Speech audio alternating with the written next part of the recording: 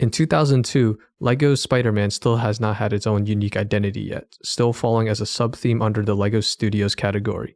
However, following in 2003 with the success of the Spider-Man 1 film and the LEGO Studio Spider-Man sets, LEGO went out and decided to create its own unique theme, LEGO Spider-Man, and produced 3 sets for the film.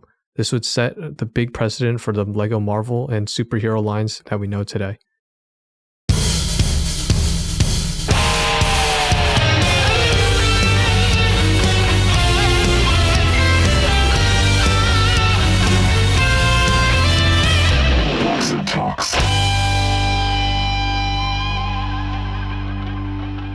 So here we are in 2003. It's important to note that at this time, LEGO is still struggling financially. They just came out from the hard-hitting losses in the 90s and early 2000s, and only recently with licensed themes have they started to see some light of profits. So knowing that LEGO is having to play it very cautiously and safely, for them to risk adding such a unknown or not unknown, but rather niche kind of hobby and community at the time into LEGO was a huge risk, and it kind of showed the trust that the two companies had in each other and its future. But once again, as I mentioned before, they played it safe. Only 3 sets came out to coincide with the first Spider-Man movie. Those 3 sets would be set number 4850, Spider-Man's First Chase, set number 4851, Spider-Man and Green Goblin, The Origins, and set number 4852, Spider-Man vs. Green Goblin, The Final Showdown. These 3 sets would introduce new minifigures such as Spider-Man in his wrestling suit and Norman Osborn himself. And you could argue that the Green Goblin figure is new, but we'll get into that in a bit. So once again, I'm joined with my Marvel expert and audio guy, Josh. What's up, Josh? Hello. It's just so funny seeing you, like we're right next to each other, but we're talking to each other like we're across the globe or something. Yeah. Alrighty, so let's get into it. 4850, Spider-Man's First Chase. Retailed for $20 at the time, came with 191 pieces and 3 minifigures, 2 of which were unique to it. So essentially you got Spidey in his wrestling suit, you got a police officer and a generic criminal. And basically it's just like 2 brick-built cars, one like random car, 1 police car, and like a gate that says keep out. So basically Spider-Man is swinging on his web off a lamppost to catch the bad guy as he slams through the gate. Pretty simple set overall. Yeah, Josh, do you want to break it down a little more? Yeah, I think this is the scene where he's chasing the guy who actually kills his uncle. I don't know if you remember that from the first film, but yeah, I think that's who the criminal is actually. So. Oh, so they don't add Uncle Ben, but no, he's already dead. Yeah, he's just a bunch of pieces at this point. He's lying on a sidewalk at the moment. So not really. But yeah. And I guess he's breaking into the building where he would actually end up dying, the criminal. I don't know if you remember, he falls off like this 3rd floor or something. Oh, from driving through it? Or No, like he runs into the building for shelter and then Spider-Man goes in and then he falls out by accident. Gotcha. Ends up dying. So it's that scene. Yeah, very straightforward set. I would assume that this is like one of the things they got as preliminary stuff. Just keep it safe, keep it simple. Like honestly, most of the set could be swapped out for generic stuff because it just comes with like 2 brick-built lampposts, like a random sign and fence, 2 cars. Like the only thing that really identifies this as uniquely Spider-Man is the Spider-Man figure. I also like how the webs can attach things too, like the studs. Yeah. Oh yeah. And you can actually swing from it. That's pretty cool. That was like one of the cool things at the time. It came like this rope piece with like handles so you can like imitate attaching it and like swinging around. And actually, there's this one Lego game I played. It's pretty recent. It's Lego Marvel Superheroes. It still works the same exact way. It's like, I guess those webs are iconic to Spider-Man and the Lego world. It still has like those little grapple pieces. Yeah, exactly. Yeah. I think it's like the only real piece that they use nowadays. But and then on the bottom left, something interesting is there's just like a red spider with a black cat chasing it. I don't know. Is that like a reference to anything, or is that just like I guess the spider just because Spider-Man, but I don't know. Nothing with the black cat. I guess it's like a stray. It's supposed to look like a rundown area of New York. I don't know. Yeah. Okay. Makes sense. Yeah. And for reference, this set was really, really just average, I guess, because now when we see the resale value, it's like $78 used, $300 new. So it seems like there's not a whole lot of them at the time for it to like have that big of a price jump from like $20 new to $300 now. Quite impressive, honestly. But yeah, pretty simple to start. And then set number 4851. Once again, a pretty generic set. We're looking at 218 pieces, but actually 6 minifigures, 4 of which are unique. Retail for $30, which would put it around like a 14 cent price per piece ratio.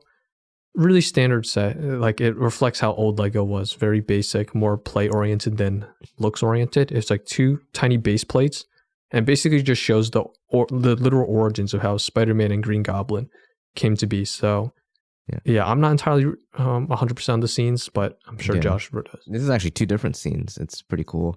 But yeah, the first one is the field trip where Spider-Man goes to, I don't know, I think it was like a museum or something. I don't remember exactly. But yeah, it's where he encounters the spider that bites him. You can even see it right above him. Oh, that's pretty cool.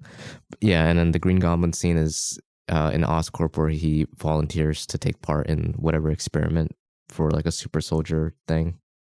And he's wearing the armor and stuff too. And those classic Lego levers. I had tons of those. The little turning pools. Mm-hmm. Yeah, I love those. But yeah, that's what that scene is. Yeah, very standard, very basic. Is like for Spider-Man scene, you get, I think, Gwen and Peter Parker in like their normal civilian clothes.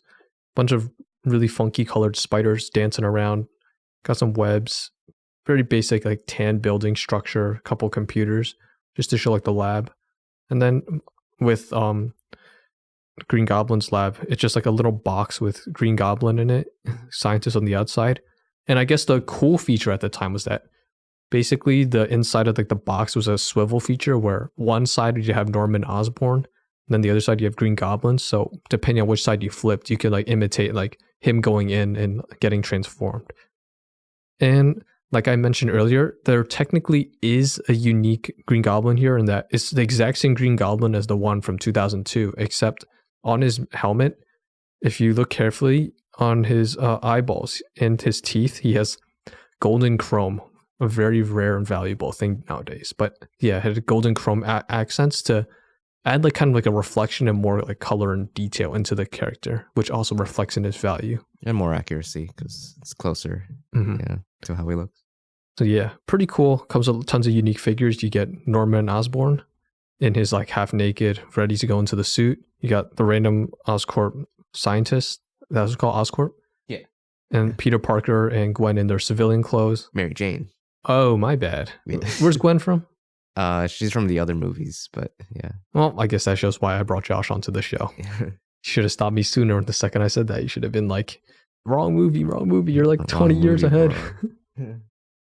Yeah, so this one also has a very impressive resale value. We're talking $170 used and almost $500 new. So as you can tell, this set definitely has a lot of desirability now. I'm guessing mostly because of A, the unique minifigures, and B, it just kind of is a cool set, you know? It's like, I would say arguably pretty iconic how Spider-Man came to be. Green Goblin, I can't say as much, but just like really cool seeing how like they suit up and stuff, because that's not something Lego really makes these days. And then the last set we got here for 2003 is 4852, Spider-Man vs. Green Goblin, The Final Showdown, which I'm sure you can guess by the title is where Spider-Man and Green Goblin do have like one of their last encounters, although I'm pretty sure not the last one, right? Oh, well, yeah, it is. Oh, is this where like the broken buildings and stuff went? Yeah, like it happens right after the scene. Okay. Yeah. So you want me to take you through the scene? Yeah, I'll just throw down the numbers real quick and then I'll let you take over. Go ahead. So yeah, 360 pieces, 4 minifigures, 2 of which were unique. Retails for $50, around a 14 cent price per piece ratio. And basically what you get is like a bridge, a unique bridge. It looks like the pavement is all like molded, like one big mold piece. You get a random generic taxi cab. To the left of it, you get a Roosevelt Island labeled like, what are those things called? The ones that like run on the wire in the sky. Like, trams? Yeah, the tram cars. Yeah. Basically, you get Green Goblin on his glider. You got Spider-Man swinging through, generic civilian, and Mary Jane just freaking out on the bridge. So yeah, I'm sure, Josh, you probably know this better than I do. Yeah. Like what happened here. So this is the scene where he has the tram car and Mary Jane like holding each one of them up over the bridge. It's like bait for Spider-Man. I still to this day have no idea how he's able to hold a tram car full of people with one hand, but but that was, I don't know, 2000s superhero movie logic. Hey, but yeah, Super Soldier Green Goblin for a reason. Yeah, I dropped them both. Spider-Man's able to save the tram car and Mary Jane, but the scene that you're referring to where they almost kill each other and Green Goblin actually does die, that happens right after this, where he takes the glider, just shoots into Spider-Man, and they like go flying through like some nearby building or whatnot. So that's what you're thinking of. It's pretty much the same scene, but okay. Yeah. Okay, so Lego here at the time chose to focus on not like the definitive final scene, but like the one that led right up to like the literal final, which makes sense because the final scene is in the ruins, and what are they're just going to give you broken Lego pieces and say, here's some ruins? Yeah, it might have been too violent too in general, but it would have been a cool opportunity to have like a battle damaged Spider-Man suit, because it gets like really torn up. So that would have been cool, but yeah, I'm guessing Lego printing at the time just wasn't advanced enough to create those intricate like cut marks and stuff without like molding and messing the colors. Still would have been really cool. Yeah. So it's really cool because at the time you get like really unique function. You get this like unique molded bridge. So it has more purpose than that. Like if you wanted to for your Lego city or something, you had that, and you got like the tram car that ran on this like Technic ropes thing. So it was fully functional. Like you could actually drag the tram car to one end to the other. And I think it's really cool how Lego provides like these unique features where it can technically suggest like this is what happened in the movie, but hey, you could change your own canon. Like maybe Green Goblin does win and Spidey can't save them both, or maybe Spidey wins right on the spot, sort of thing, you know? Yeah. Which is really cool because, you know, it's all what you want to do. Actually interesting. It seems like there's not a whole lot of data on this, but the value of a used version of this bridge is $235. And I guess because there's not enough new value on the new sets, just because of how few there are, it says it's $141, which obviously does not add up. So take that for what you will. And yeah, those three very simple sets would pretty much wrap up 2003. Lego kind of played it safe. They basically skip most of the movie. Like they would stick to the beginning with him transforming and the first scene, and then the very last fight scene. And I think it just kind of was like a feeler for Lego, where they were like, okay, well, we have a movie. We noticed it was successful before with the previous studio sets. Let's give it a try, see what sticks, and no harm, no foul. And it must have done successful enough because lo and behold, in 2004, we get even more sets. So now we're here in 2004. Spider-Man 2 is coming out, and along with it, Lego is feeling very brave and bold, and they decide to release technically 8 sets, but I'm going to argue 5 to 6 sets, which I'll explain later on. But this is obviously like double the size of the previous wave and coincides with the movie release. So Lego, Marvel, they definitely see like big bucks, big cha-ching, big Benjamins, big dollars flowing in. So this is actually really cool because this actually set a lot of like trailblazing trends for future Lego themes. So just look at like the figures alone. We got new figures such as Harry Osborn, which is Green Goblin's son, J. Jonah Jameson, sorry, and Aunt May, the figure, actually is the only figure in Lego history to have the light gray ponytail. So take that for what you will. And actually, this is like one of the earliest times that Lego actually introduces like the human flesh, like tan flesh colored tone for a licensed theme. So there are a lot of things going on at the time. It looks like Lego also wanted to shift to a more realistic approach to compete with like rivals such as Mega Black's, Mattel, Hasbro, and like their action figures. So Lego really wants to like start blending in, show that like their figures aren't unique like Lego people, like the yellow Lego people, but they can be seen as like action figures or something too. So here we go. 8 sets, but technically I will argue 5 to 6. You guys can decide at the end. So first off is 4853 Spider-Man Street Chase. Came with 73 pieces, 3 figures, 2 of which are unique, and retailed for $10, around 13.5 price per piece ratio. And before we just like start diving into the set, Josh, I just want to like talk about it because I know Spider-Man 1, we said it was a pretty straightforward film. It got the job done. It set up like Peter Parker as like our famous hero. Mm-hmm. So you want to just talk about like heading into Spider-Man 2, like what stakes were there, if any, for like Marvel and getting this right, and just in general, like how the film would be anticipated or received and so on. Well, I think in general, despite how big the Spider-Man IP is, it was kind of just like another, origin story kind of, and like the audience has already seen tons of that already by this point, like with all the countless Batman films in the 1980s, 90s, and whatnot. So even though it was like the first Spider-Man movie to come to the big screen, that's really what it was. And you know, you said it yourself. It's just a straightforward origin story. It did a lot of good things. It was a good portrayal of the character, but you see the gears starting to shift with this movie as Sam Raimi's trying to figure out how to make a more emotional like story, I guess. And that's what led to this story. That's what led to this movie being regarded as actually one of the best Spider-Man movies ever. I guess until recently with Into the Spider-Verse. A lot of people say that that's the best one. It's like people are split between that movie and this one. But yeah, anyway, Spider-Man 2 is regarded as one of the best Spider-Man films. It's actually my personal favorite Spider-Man film ever. And it's because it took a dramatic shift in storytelling. So yeah, a couple different things were done on this movie. All right. Well, I hate to break that wonderful setup, but unfortunately, this first set is going to be a little lame in terms of the storytelling. So the two unique figures are just generic criminals, nothing crazy. I don't even think this is an actual scene. I think it's just generic Spider-Man finds bad guys. So it looks like Lego really likes that because with every year of the theme, there's one really generic set, just Spidey chasing two criminals. One's on like a 3-wheeled bike, another one's on a skateboard. They're like flying off a ramp.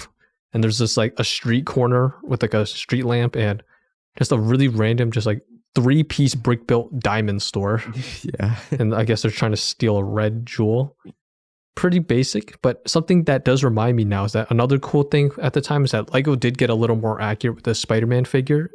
If you do notice that Spider-Man, his logo on his chest actually is a little more accurate. Like Spider-Man, like the little spider is a little more detailed and accurate. And the hue on his suit, like the blue on his arms and legs, they're actually a darker shade of like blue to better reflect Spidey's colors.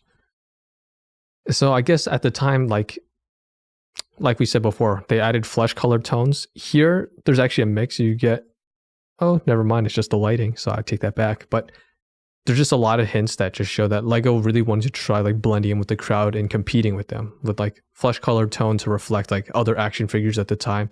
Starting to nail down little accuracy such as Spider-Man's suit and colors and appearances. But yeah, this set, it looks like very straightforward. I guess that's the running theme right now. Straightforward, kept it simple, kept it to a formula. And its resale value is actually absurd. So for a $10 set at the time, it now resells for $65 used and $175 new. So talk about pricey. But now, on to the next set, we're going to get a little more detailed and actually as part of the film. Set number 4854, Doc Ock's Bank Robbery, came with 176 pieces, 5 figures, 4 of which are unique. Retail for $20, which would set you around 11.5 price per piece ratio. And just to look at it, pretty simple. It's just a bank facade. You see Aunt May with her coveted, illustrious, only minifigure ever with the old person gray ponytail stuck behind like a really thin facade of a bank.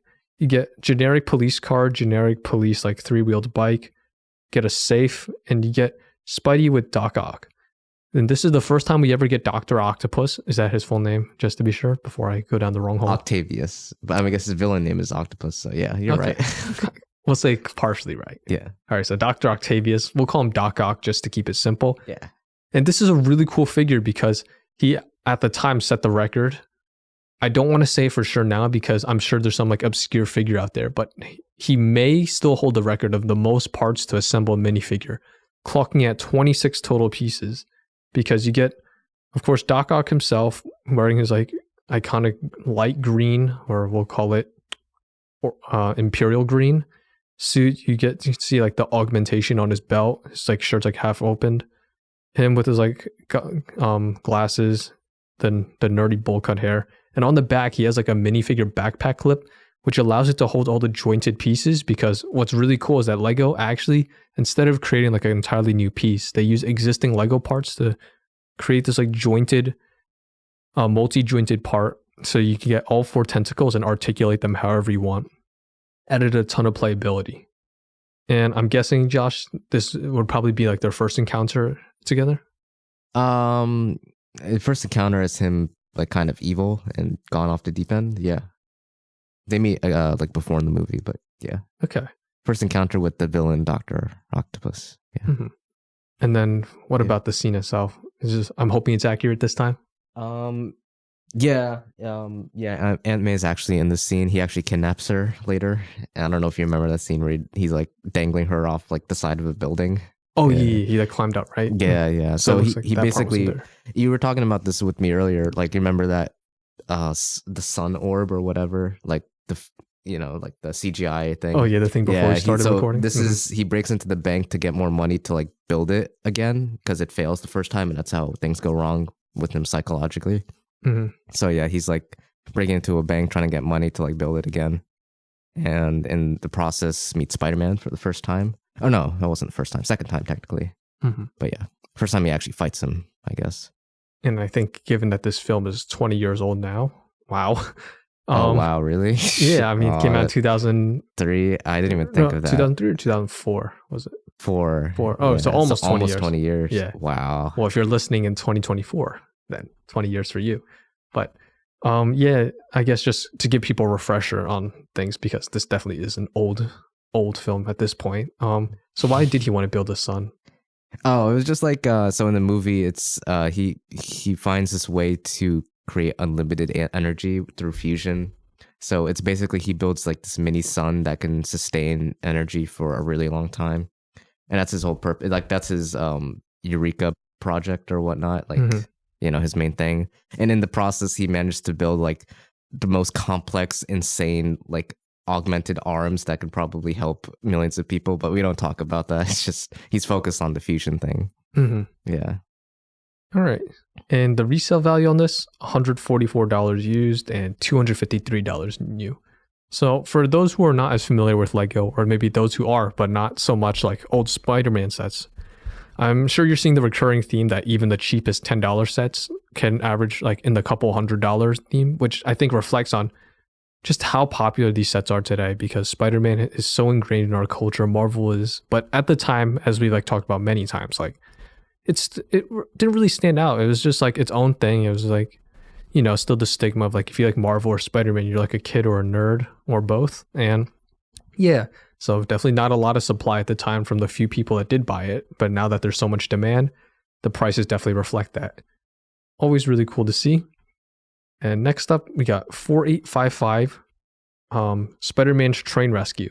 And this might be one of my all-time favorite sets for the entire Spider-Man original theme. It comes with 294 pieces, 4 minifigures, 3 of which are unique. Retail for $30, clocking at around 10 cents per piece, I'd say. And basically, it's just a subway scene where, I'll leave it to Josh to explain it, but I'll basically just break down the set. You just get a brick-built subway, like purely brick-built, no like special molds. I love like trains and stuff, so to get a subway, I think this might be one of the only subways Lego's ever made. Really cool. Basically just a subway. I don't think there were any train tracks though. You just get a couple poles with spider webs. You get J. Jonah Jameson. Yeah, J. Jonah Jameson. You get Spidey versus Doc Ock, and you get a random tram driver.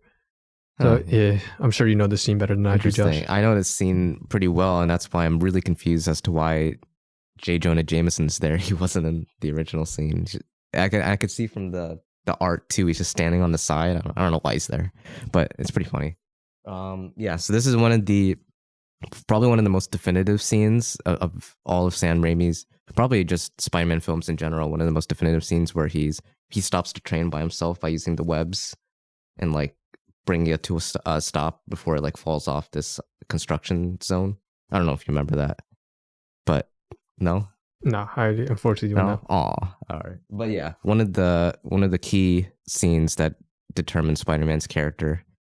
But yeah, before the train literally goes off the rails, he fights Doc Ock on top of it. Yeah. Yeah. Well, I'm guessing based on the box art, like having J. Jonah Jameson, right? Yeah. Perfect. I'm getting better. Yeah. He's like kind of butting in there. I think it's call just him JJJ. JJJ. All right. Triple J. Triple J. Yeah. Yeah. JJJ. So JJJ. Yeah. He's kind of off to the side of the art, and I think they're just trying to emphasize the newspaper he's holding, just like kind of show it off. It's like, hey, you get this figure and you get this unique printed tile that actually is supposed to represent the Daily Bugle, saying Doc Ock's still at large. Really cool, unique printed piece. And not to artificially drive the value, but Spider-Man fans, I think this would be a sick piece to have to your collection. You know, as a Spider-Man fan too, I would actually really like if they made a set with like the Daily Bugle office. I really like those scenes. No, they made a set. Remember that set I showed you? That, no. I mean, like from this specific movie, like inside, just like the employees and stuff, JJJ, and then there were a couple of like comedy side characters. You know, I feel like it'd be too risky with such an old film now. Well, yeah, with an old film and like audience, it's not really like, you know, like a really iconic like scene. But I really like the scenes. I thought it would really be cool if they made something like that. But yeah, that's just me. Hey, that's the cool thing about Lego. You can just buy your own bricks and make your own. What's stopping you? That's true, actually. Why not? And the price resale now is around 220 new, 122 used. And as mentioned before we even start voting, Josh, this is already my favorite set of all three years of this. Just only because it's like one of the only ones with a subway car. That's pretty cool. Yeah. New York subway car. Gotta love it. Okay. So far, so good. It looks like Lego really stepped it up as each year progressed. It's like, as we start going down the sets, I think they're pretty accurate. I'm guessing as we go down, they're in chronological order of how the film went to. They are actually. Yeah. Perfect. Smart by Lego. And of course, next up is 4856, Doc Ock's Hideout. 5 minifigures, 4 of which were unique, 486 pieces, retail for $50 and would clock you at around 10.5 almost price per piece ratio. And basically, I'm guessing this is, you know what? I think the recurring themes that I'm just going to give a quick breakdown the set. Josh, being the expert he is, will explain it. So it looks like we're by a dock with piers. So you got like some boardwalk built. You got like this like waterside house. Really cool because there's some cool features of like the walls splitting in half that you can blow up. The roof looks like patched up, broken. Inside looks like the sun core thingy. You get a brick built boat and a little catapult off to the side. You get Spidey, Mary J, MJ, Doc Ock, and some random police officers dude. And there's a lot of really cool play features. But before I get into that, Josh, you may take the show. Yeah, so this is the last scene in the movie, or not the last scene, but the last fight scene, where Mary Jane once again has to be saved. This is the scene where Doc Ock actually dies. And if Spoiler alert. Oh, I was actually going to spoil something else from the new movie. Should I say it? I mean, No Way Home has been out for a while. I think, how many years now? It's been a year? Actually, he's in the trailer too. I'm just going to say it. I mean, technically you can say he dies here, but he does come back in No Way Home right after this scene, apparently. So maybe he never does die. Oh, yeah, but anyway, if you never watched the movie, yeah, he dies here.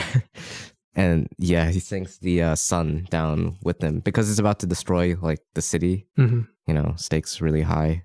It like pulls this magnetic field and starts attracting stuff. So yeah, what I don't remember is the character in the bottom right. I don't know who that is.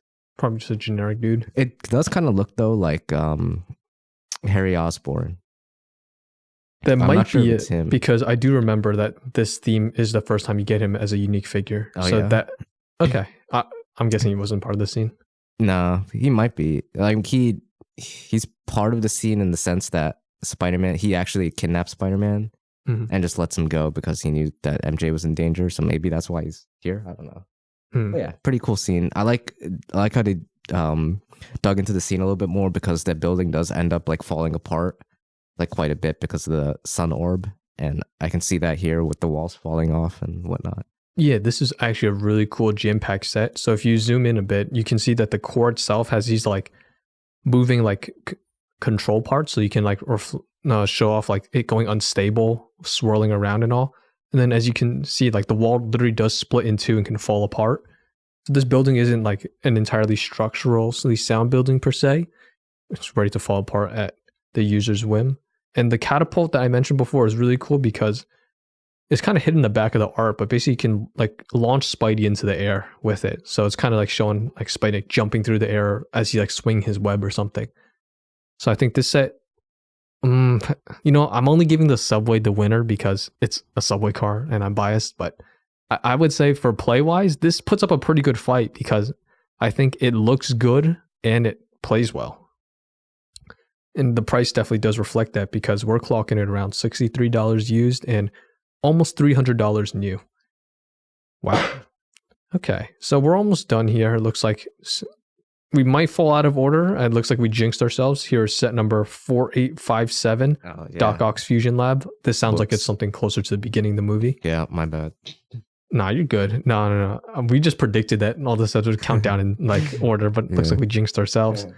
237 pieces, 4 figures, 3 of which are unique.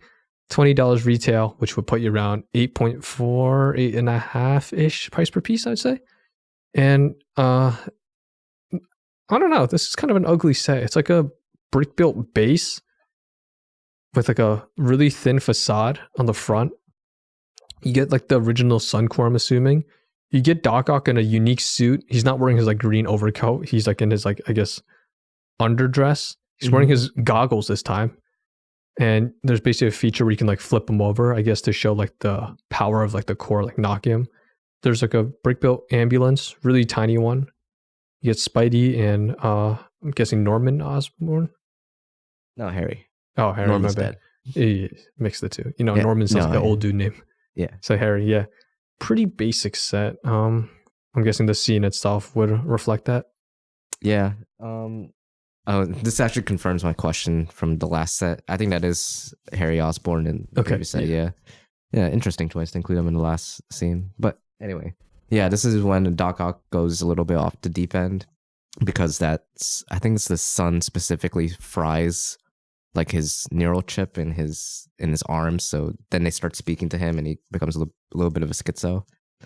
It's like, yeah, the arms literally talk to him. But yeah, this is the scene where he's actually demonstrating. It's supposed to be like a demonstration of what this fusion core can do, like energy wise, and like how he makes it.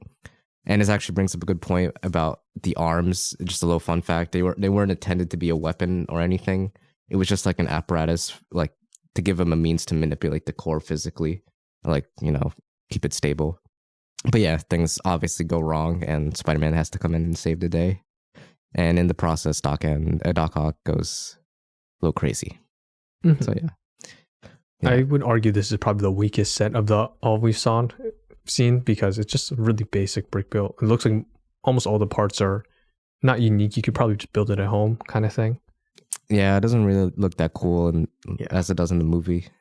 Yeah, and I know in the movie there's like a lot of like cool gear and like computers and stuff everywhere, like a lot of scientists helping him. Yeah, it looked a lot cooler in the movie. There's not much appeal here.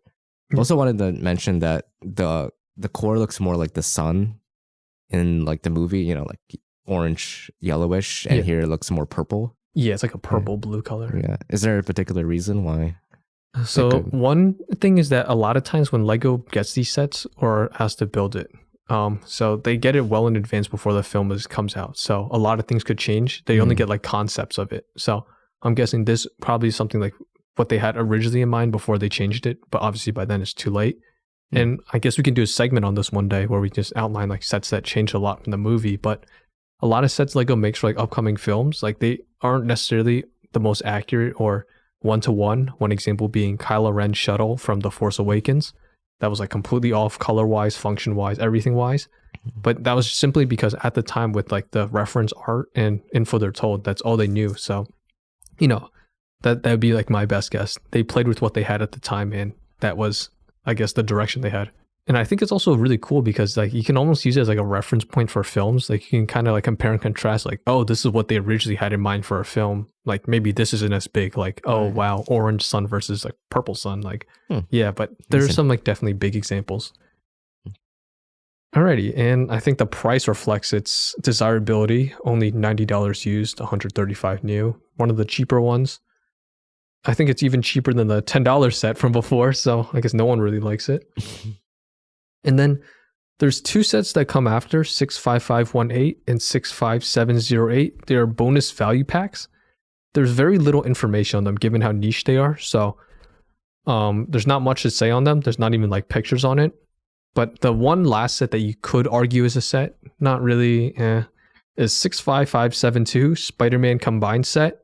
And basically it's just one big box that combines 3 sets. It combines like the subway scene, the scene by the ocean or like the water side, the river. Yeah, and then the one with Doc Ock. Fusion Lab. Yeah, the Fusion Lab. It's just 3 sets consolidated into one. It's not really anything else outside of that.